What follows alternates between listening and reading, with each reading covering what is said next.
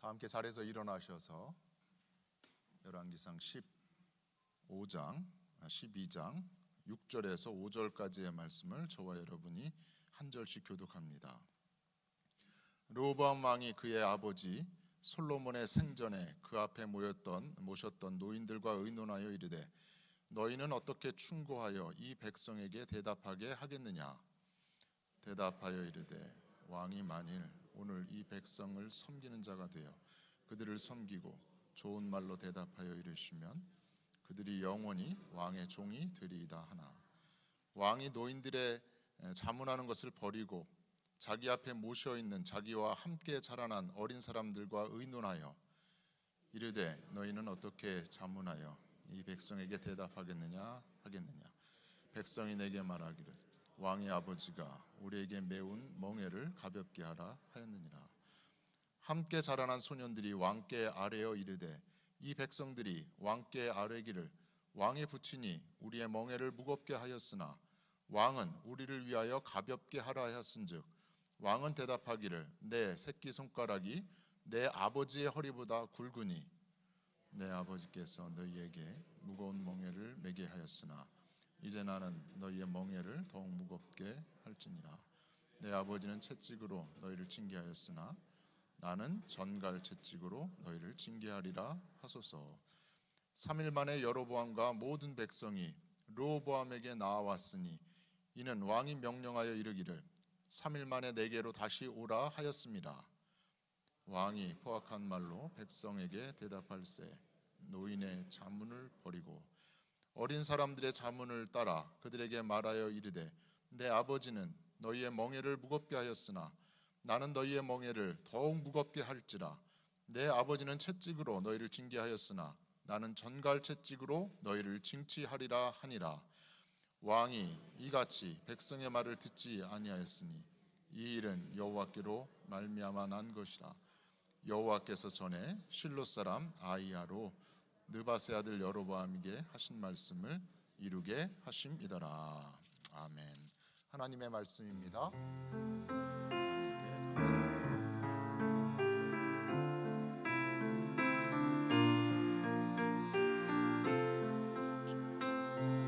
이 말씀 따라 사는 동안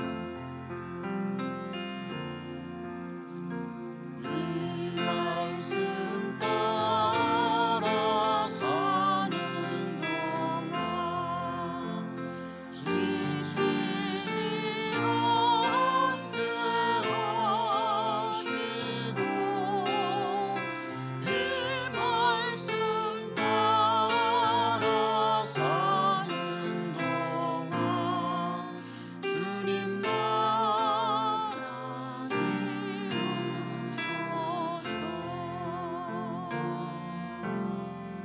아멘. 오늘 우리가 함께 읽은 말씀 열왕기상 12장의 말씀인데요. 시선을 주님께로라고 하는 제목의 말씀입니다. 시선을 주님께로. 열왕기상 12장 분열 왕국에 관한 이야기입니다. 솔로몬이 죽은 후에 이스라엘의 12개 지파 중에 10개의 지파가 북왕국 이스라엘로, 그리고 남쪽에 2개 지파 유다 지파와 베냐민 지파가 남왕국 유다로 이렇게 분열이 됩니다. 북왕국 이스라엘은 모두 여로보암으로 시작해서 19명의 왕들이 있고요. 그리고 남유다 르호보암, 오늘 본문에 이야기 되어질 르호보암으로부터 시작을 해서 모두 20명의 왕이 있었습니다. 남왕국의 이야기, 북왕국의 이야기가 열왕기서와 역대기서에 나오고 있어요. 구약의 성경을 잘 살펴보시면 족장들의 이야기가 있죠. 창세기에 아브라함의 이야기, 이삭의 이야기, 야곱의 이야기, 족장들의 이야기가 있는데 족장들의 이야기를 넘어서다 보면 또 사사들의 이야기가 있어요. 사사시대. 그래서 여러 기드온부터 삼손에 이르기까지 여섯 사사들의 이야기가 있지요. 또 여러 선지자들의 이야기도 나와요. 엘리야 선지자, 엘리사 선지자, 선지자의 이야기들, 또 소선지자에 보면 여러 남왕국과 북왕국을 향한 하나님의 말씀을 선포한 선지자들의 이야기가 있습니다. 근데 구약 성경 중에 우리가 또 하나 관심을 가져야 될 것 중에 하나가 오늘부터 시작되는 왕들의 이야기예요.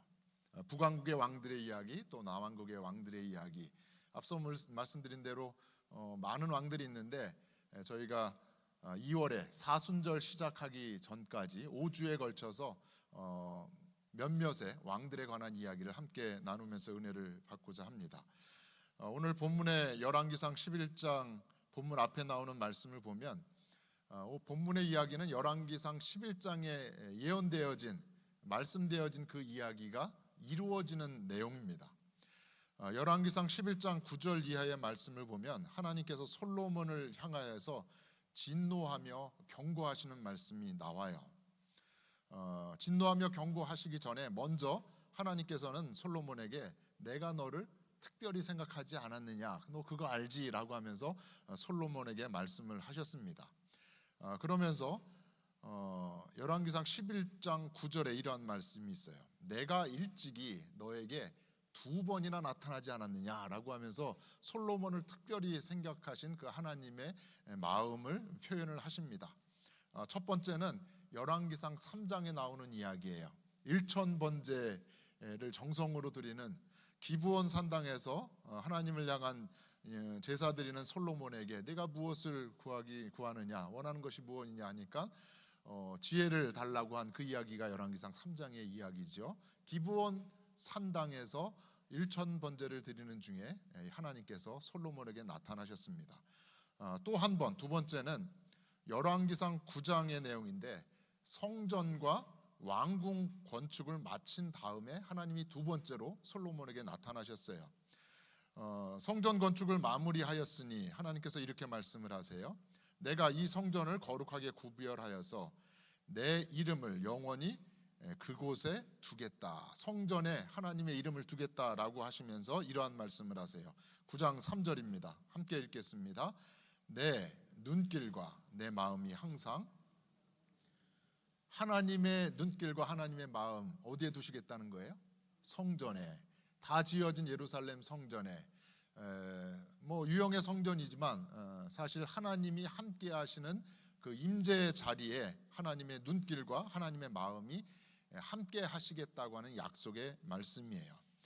그러면서 9장과 11장에 동일한 경고의 말씀을 하고 계시는데 다른 신을 따르지 말라, 우상을 숭배하지 말라라고 하는 명령이지요.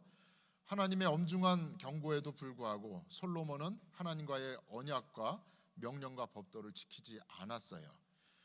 교만하고 타락한 솔로몬의 모습을 열왕기상 11장 9절에서 이렇게 이야기하고 있습니다. 솔로몬이 마음을 돌려서 하나님을 어떻게 했다? 떠났다. 하나님을 향하여 바라보고 하나님의 눈길이 늘 성전 가운데 있고 솔로몬을 향하였고 이스라엘 백성들을 향하여 있는데 솔로몬의 모습은 어때요? 타락한 솔로몬, 마음을 돌려서 이스라엘의 하나님을 떠났다라는 겁니다. 이 결과로 하나님께서 앞으로 이스라엘 가운데 되어질 일들을 말씀을 하십니다.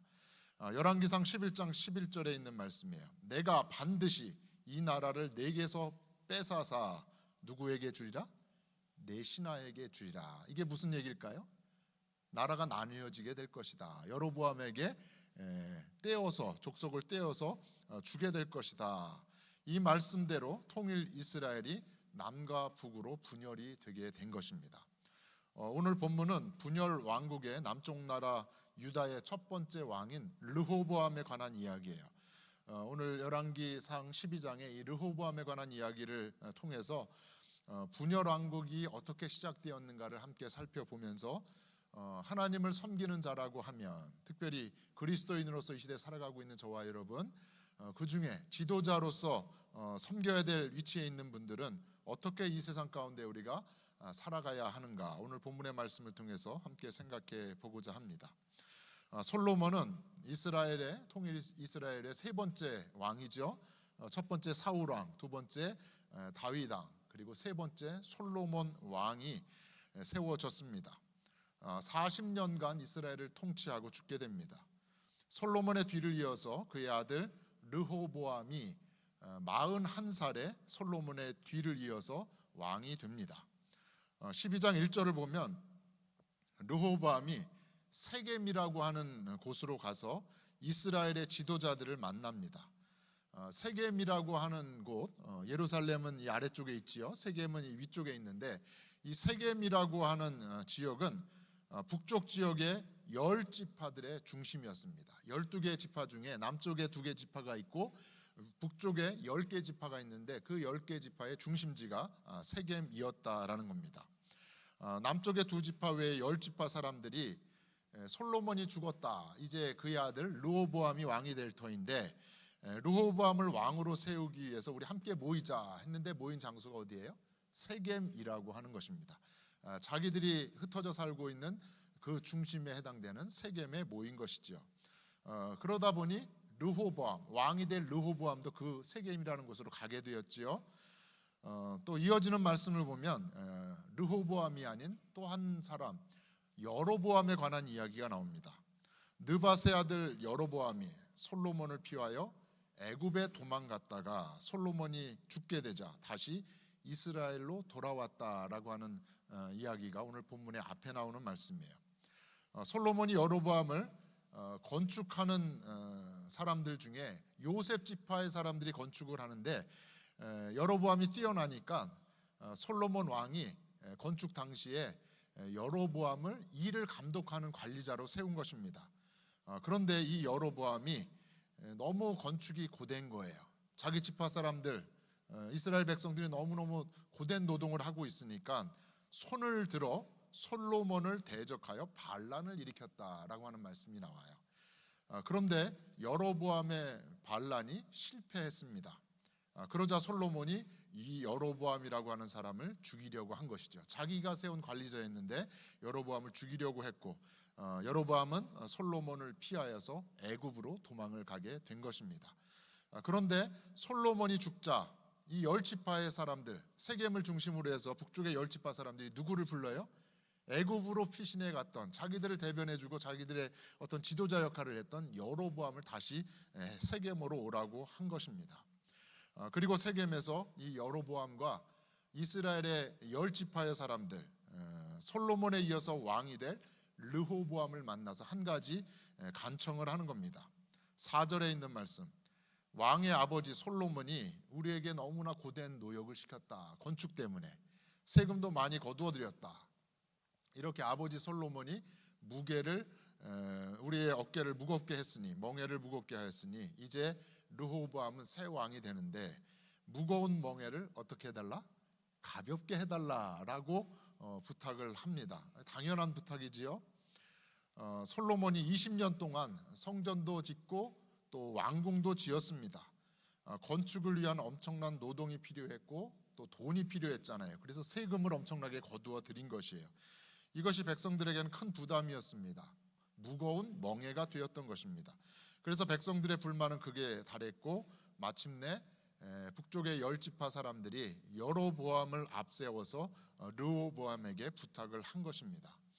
이야기를 들은 르호보암은 3일간 좀 시간을 달라, 나에게 3일이 필요하다라고 하면서 여러 사람들의 이야기를 조언을 구하게 됩니다. 오늘 본문에 나온 이야기가 르호보암이 두 그룹을 만나 이야기를 나누는 거예요. 한 그룹은 아버지 솔로몬 시절에 왕을 섬긴 원로들이었습니다. 오늘 성경에는 노인들이라고 나오지요.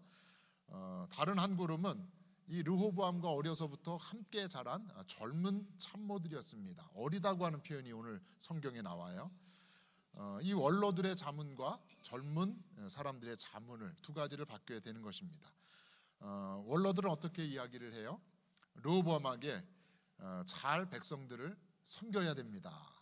백성들을 섬기고 그들에게 좋은 말로 이야기를 해줘서 위로를 해주고 또 격려를 해줘야 합니다 라고 조언을 합니다. 그렇게 하면, 백성들을 잘 섬기면 백성들은 왕을 잘 따르고 왕을 잘 섬길 것입니다 라고 하면서 원로들도 알았던 거죠. 아버지 솔로몬 시대에 얼마나 고된 노역이 있었는지, 얼마나 막중한 세금이 부과되었는지, 그것으로 인해서 백성들이 고통스러웠던 것을 알기 때문에 르호보암에게 이러한 조언을 한 것입니다. 반면에 젊은 참모들, 르호보암과 어려서부터 같이 자란 이 친구들은 어떻게 이야기를 했어요? 르호보암 옆에서 아첨을 하는 겁니다. 이제 왕이 되는 사람이니까 자기도 뭔가 한 자리 얻기 위해서 아첨을 하지요. 그리고 르호보암의 이 교만을 부추긴 것입니다. 10절의 말씀을 보면 왕의 새끼 손가락이, 르호보암의 이 가장 가느다란 새끼 손가락이 당신의 아버지 솔로몬의 허리보다 더 굵다. 얼마나 좋겠어요. 당신의 새끼손가락이 아버지 솔로몬, 그 위대한 부귀영화를 누린 솔로몬의 허리보다도 더 굵다. 참 아첨을 잘해요. 기가 막히게. 사실 젊은 르호보암으로서는 넘어야 할 산이 있었어요. 할아버지가 누구예요? 다윗이잖아요. 아버지는 누구예요? 솔로몬입니다.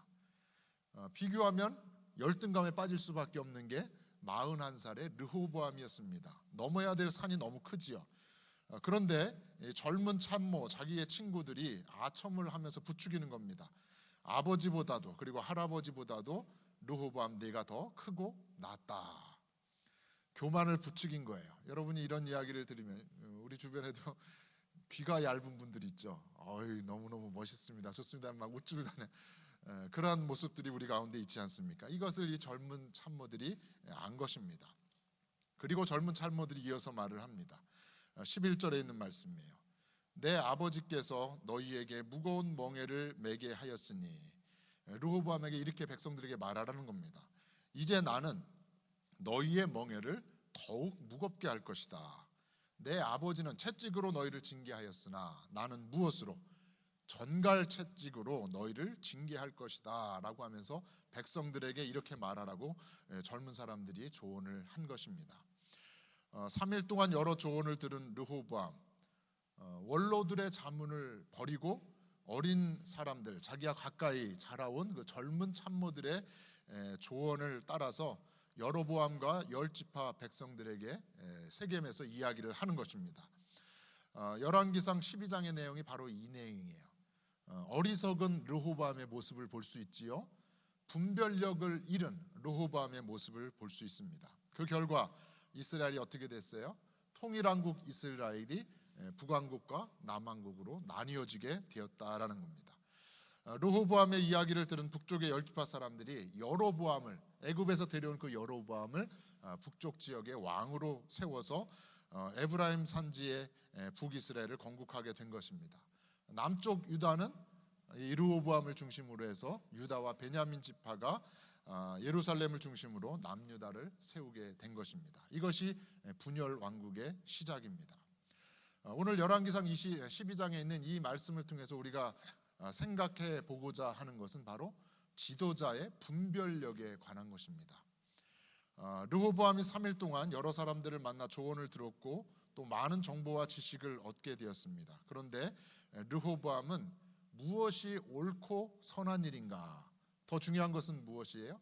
한번 따라 하실까요? 무엇을 하나님이 기뻐하시는 일일까? 이게 중요하다라는 거죠. 분별력을 가져서 무엇이 옳은 일인가? 이 큰 일 앞에 내가 왕이 이제 되어야 될 텐데 나라를 다스리기 위해서는 과연 무엇이 옳은 일인가? 무엇이 선한 일인가? 더 중요한 것은 무엇이에요? 하나님이 뜻하시는 바는 무엇인가? 하나님이 기뻐하시는 바는 무엇인가? 그것을 분별해야 하는데 오늘 르호보암은 그것을 제대로 분별하지 못했다라는 겁니다. 먼저 우리가 생각해 보고자 하는 것은 르호보암이 원로들의 자문을 버리고 젊은 참모들의 자문을 따랐다고 하는데 과연 원로들이 자문해 준 그 내용은 무엇인가? 만약에 르호보암이 젊은 사람들의 이야기가 아니라 원로들의 자문을 따랐다면 과연 어떻게 되었을까? 이 부분을 한번 좀 생각을 해보고자 합니다. 언뜻 보기에 이 젊은 사람들의 말은 당연히 잘못된 것이고 채찍이 아니라 전갈 채찍으로 멍에를 더 무겁게 한다. 이게 말도 안 되는 거잖아요. 반면에 원로들의 자문은 매우 지혜롭고 현명한 판단이다라고 생각할 수 있어요. 그런데 원로들이 르호보암에게 자문한 내용을 자세히 한번 살펴볼 필요가 있습니다. 7절에 보면 이러한 말씀이에요. 왕이 만일 오늘 이 백성을 섬기는 자가 되어서 백성들을 잘 섬기고 또 백성들에게 좋은 말로 이야기를 하면 백성들이 영원히 왕의 무엇이 될 것이다? 종이 될 것이다. 잘 보세요. 원로들이 이러한 자문을 르호보암에게 한 겁니다. 원로들의 말은 세상적으로 보면 또 정치적인 측면에서 보면 매우 훌륭하다고 할 수 있어요. 백성들을 잘 겸손히 섬기는 지도자면 성공한 지도자가 될 수 있다. 더 나아가서 백성들을 당신의 종으로 그렇게 삶을 수 있다라고 하는 원로들의 이야기입니다. 리더십 분야에서 많이 사용되고 있는 서번트 리더십에 관한 것이라고 할 수 있어요. 뭐 한국이든 미국이든 정치 지도자들 선거 때면은 늘 하는 말이 뭐예요?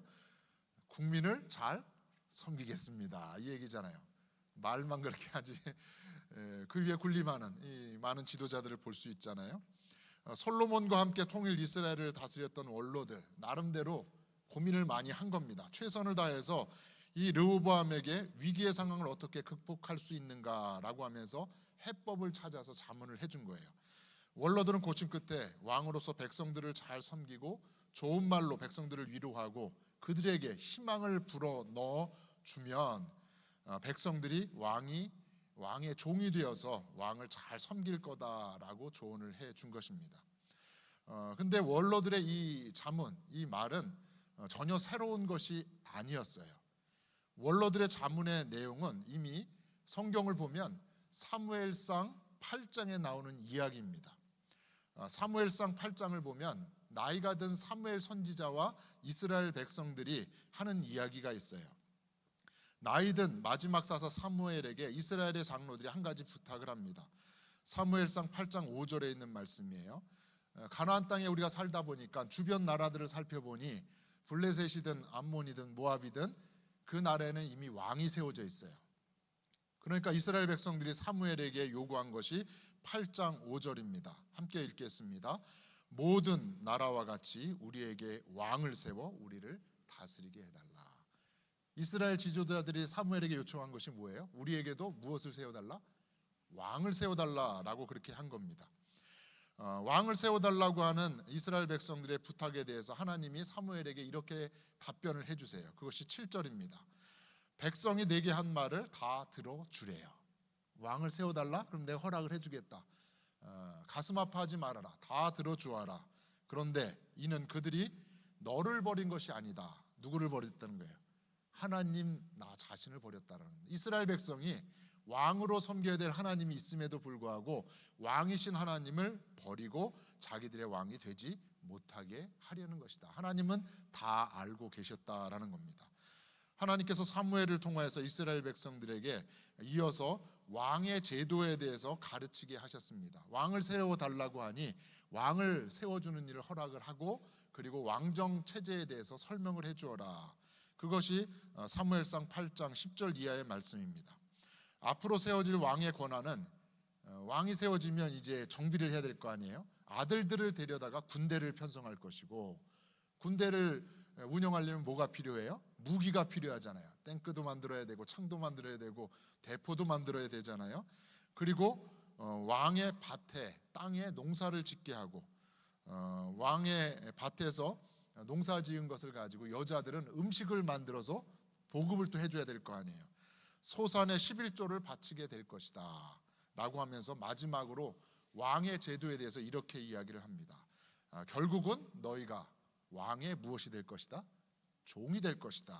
그날에 너희는 너희가 세운 그 왕으로 말미암아 무거운 그 멍에로 말미암아 부르짖게 될 것이다. 울부짖게 될 것이다. 사무엘상에서 이미 한 얘기를 오늘 누가 얘기를 해요? 르호보암에게 조언을 하겠다고 자문을 하겠다고 하는 이 원로들이 그 얘기를 그대로 반복을 하고 있는 것입니다. 결국 원로들의 생각은 솔로몬 때 지속되었던 자신들의 기득권을 유지하려는 거예요. 왕과 더불어서 백성들에게 자례를 주는 것 같지만 결국은 그 백성들은 왕의 종이라는 것. 그래서 이 원로들은 자신들의 생각대로 기득권 유지를 위해서 르호보암에게 이렇게 자문을 한 것이라는 겁니다.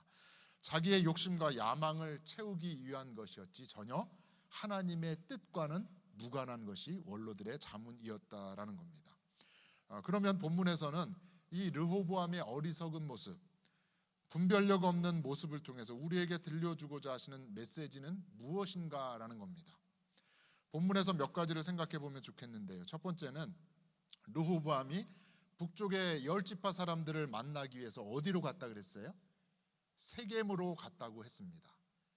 왜 세겜으로 갔는가? 북쪽 지역의 중앙에 해당되는 그 땅이었지만 구약 성경을 보면 세겜에 대한 여러 가지 의미들을 찾아볼 수가 있어요. 창세기 12장을 보면 아브라함이 고향 땅을 떠났잖아요. 가나안 약속의 땅 처음 도착한 것이 바로 어디예요?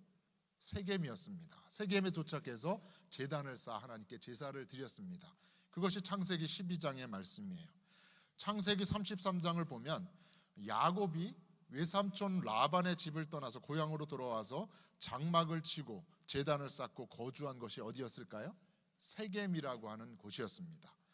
여호수아 24장을 보면 가나안 정복을 다 마치고 땅을 분배한 후에 여호수아가 마지막 유언의 말씀을 들려줍니다.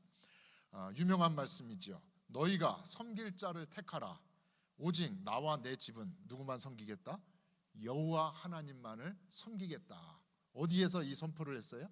세겜에 이스라엘 사람들을 불러 모아서 그렇게 이야기를 했습니다. 다시 말하면 세겜이라고 하는 것은 언약과 결단의 장소인 것입니다.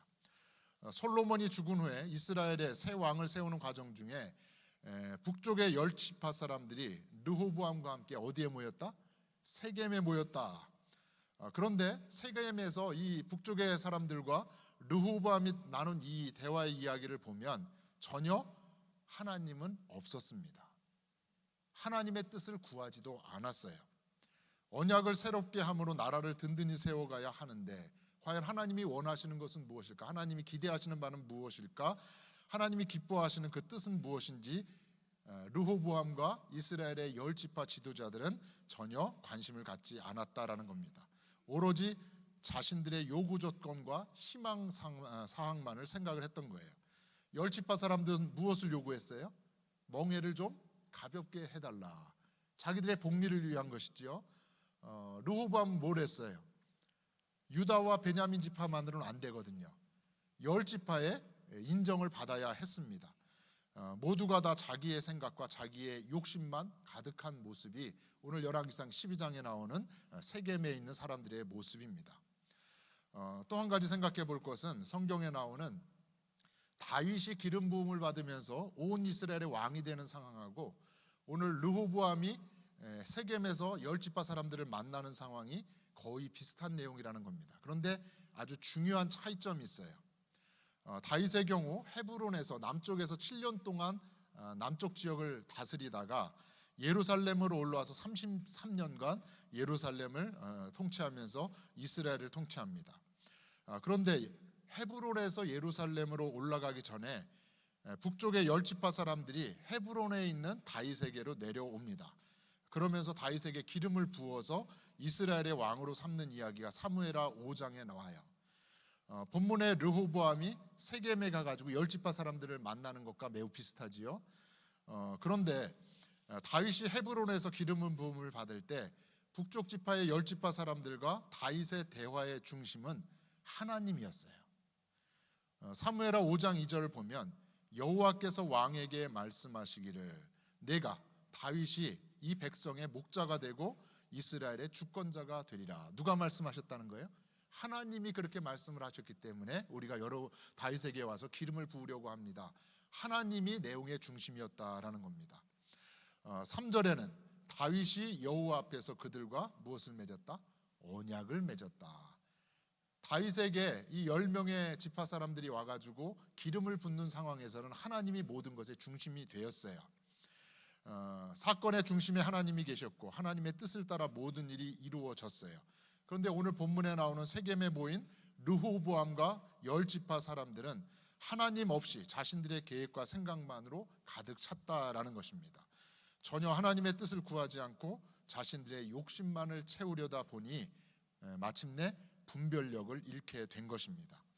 하나님 없는 자의 모습은 르호보암에게 조언을 한 원로들도 마찬가지였고 함께 자란 젊은 참모들도 마찬가지였습니다.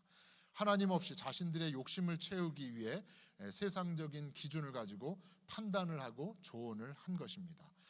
사랑하는 성도 여러분, 바라기는 저와 여러분, 우리가 하루하루를 살아갈 때마다 저와 여러분의 삶의 중심에는 늘 하나님이 계셔야 할 줄로 믿습니다. 겸손히 하나님의 뜻을 구함으로 무엇이 옳은 것인지, 무엇이 선한 것인지, 과연 이 상황 가운데 하나님이 기뻐하시는 뜻은 무엇인지 온전하게 분별할 수 있는 저와 여러분이 되어지기를 주의 이름으로 간절히 축원합니다. 예수님에게도 늘 이러한 시험이 있었어요. 수많은 기적을 행하실 때마다 주변의 사람들이 몰려들었죠. 병자들을 고치고 죽은 자를 일으켜 세우고 또 보리떡 5개와 물고기 2마리로 5,000명을 먹이는 그 기적들을 보면서 사람들이 예수님께로 몰려들었습니다. 이스라엘을, 로마의 지배하에 있는 이 이스라엘을 해방시킬 왕이 누구다? 바로 이 예수다, 이 생각을 했던 거죠. 예수님을 세우려고 한 것입니다. 변화산에 오르셨을 때도 가장 예수님의 첫 번째 제자라고 하는 수제자 베드로가 예수님에게 이렇게 이야기하잖아요. 어디가 좋사오니? 여기가 좋사오니 초막 셋을 지읍시다. 하나는 주를 위하여, 하나는 모세를 위하여, 하나는 엘리야를 위하여 지읍시다. 예수님 옆에서 이런 이야기를 합니다. 그런데 예수님은 주변의 상황에 결코 흔들리지 않고 겸손히 자신의 길을 걸어가셨습니다. 예수님은 하나님의 하시는 일에만 관심을 가지신 분이셨기 때문에 그렇습니다. 예수님은 큰 일을 앞두고 늘 하나님의 뜻을 구하기 위해서 무엇을 하셨어요? 기도를 하셨기 때문에 하나님의 뜻을 위해서 살아가신 분이셨기 때문에 그렇습니다. 앞서 말씀드린 대로 솔로몬이 성전 건축을 마무리한 후에 하나님의 음성을 듣게 되었잖아요. 그것이 앞서 읽은 대로 열왕기상 9장 3절에 있는 말씀이에요. 내가 나에게 한 기도와 간구를 내가 들었다. 그러므로 나는 내가 내 이름을 영원토록 기리려고 지은 이 성전을 거룩하게 구별하였는데, 그래서 이 성전에 하나님의 눈길과 하나님의 마음을 항상 이곳에 둘 것이다. 하나님은 당신을 향하여 서 있는 자, 순전한 마음으로 성전을 건축하면서 이스라엘을 잘 섬기려고 했던 그 순간에 솔로몬과 이스라엘 백성들을 향해서 기도와 간구로 하나님 앞에 나아가는 모든 자들에게 하나님은 함께 하신다고 하는 약속. 무엇보다도 중요한 것은 뭐예요? 하나님의 눈길, 하나님의 손길, 그 하나님의 마음을 하나님이 주신다라는 겁니다. 작년 12월에 저희가 로마 바티칸을 다녀왔잖아요. 여러분, 바티칸을 가면은 가장 기대하는 예술 작품이 많잖아요. 얼마나 많아요. 그 중에 가장 기대하는 예술 작품이 있다고 하면 시스틴 성당의 천장에 있는 무엇이에요? 미켈란젤로의 천지창조이지요. 저희도 이제 시스틴 성당을 들어가서 거기 가서 뭐 말도 못하게 하고 사진도 못 찍게 해요. 근데 천정이 높잖아요. 저 위에 천정을 바라보다 보니까 그 유명한 천지창조를 비롯한 명화들을 자세하게 디테일하게 볼 수 없어요. 어디서 자세히 볼 수 있어요? 컴퓨터를 통해서, 셀폰을 통해서 더 자세하게 볼 수 있지요. 천지창조라고 하는 미켈란젤로의 작품입니다. 그런데 많은 사람들이 이 그림을 보면서 궁금해하는 것이 있어요. 바로 하나님과 아담의 손가락입니다. 여러분 스크린을 보시면 그 손가락이 좀 자세하게 확대되어져 있지요. 손가락이 붙었어요? 떨어져 있어요? 떨어져 있습니다. 붙어 있지 않아요. 왜 미켈란젤로는 하나님의 손가락과 아담의 손가락이 마주 닿지 않도록 그렸을까? 이 질문이 이제 아주 흥미로운 질문이죠. 왜 하나님의 손가락과, 그래서 E.T. 영화가 여기서 나온 거잖아요. 하나님의 손가락과 아담의 손가락을 마주 닿게 그리지 않았을까? 떨어져 있다라는 겁니다. 여기에 대한 여러 가지 해석이 있어요. 그 중에 하나가 하나님의 손에 응답하는 아담의 손이라고 하는 해석이에요. 잘 생각해 보세요. 하나님의 손 쭉 뻗어 있어요. 하나님은 최선을 다해서 아담을 향해서 하나님의 눈길과 손길을 쭉 뻗은 겁니다. 어떻게 보면 하나님은 더 이상 뻗을 손이 있어요, 없어요? 미켈란젤로는 그거를 의도했을 수도 있습니다. 근데 아담의 손은 어때요? 구부러져 있습니다. 누가 뻗으면 돼요? 아담이 뻗으면 닿을 수 있다라는 겁니다. 이것이 바로 하나님의 손에 응답하는 아담의 손이라고 하는 해석이에요. 하나님은 아담에게 생명을 불어넣으시려고 손을 힘있게 쭉 뻗으셨는데, 하나님의 눈길과 하나님의 마음이 아담을 향하여 있는데 그 다음 책임은 누구에게 있다? 아담에게 있다라는 겁니다. 수동적으로 하나님이 뻗으신 그 손, 하나님이 베푸신 그 생명, 그 영혼 불어넣으신 것, 또 하나님의 뜻을 알려주시는 것, 그것을 인간 아담은, 우리 모두는 그것을 수동적으로 받기만 해서는 안 된다라는 겁니다. 아담의 의지적인 노력이 필요하다라는 거죠. 하나님의 손을 향해서 바라보아야 하고 힘있게 뻗어야 될 아담의 의지적인 노력이 필요하다. 아담이 해야 할 몫이 있다라는 겁니다. 이것이 바로 우리의 몫인 것입니다. 한번 따라 하실까요? 시선을 하나님께로. 바로 이것입니다. 그럴 때 하나님의 손가락에 아담의 손가락이 닿을 수 있다라는 거죠. 시선을 하나님께로 향해야 하고 하나님을 향해 힘있게 손을 뻗어야 한다라는 것, 그것이 바로 우리에게 주어진 몫이라는 겁니다. 말씀을 마무리하려고 합니다. 오늘 열왕기상 12장에 나오는 르호보암의 이야기, 그리고 여러 이스라엘 지파 사람들의 모습을 보았지요. 또 르호보암에게 자문한 원로들의 이야기도 살펴보았습니다. 젊은 참모들의 이야기도 생각해 보았습니다.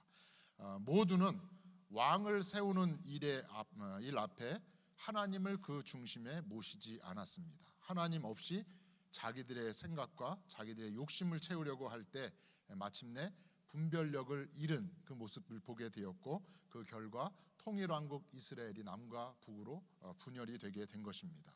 저와 여러분, 예수님처럼 모든 일에 앞서 기도하고 또 하나님을 삶의 중심에 모실 수 있는 저와 여러분이 되어지기를 간절히 바랍니다. 중요한 것은 무엇이에요?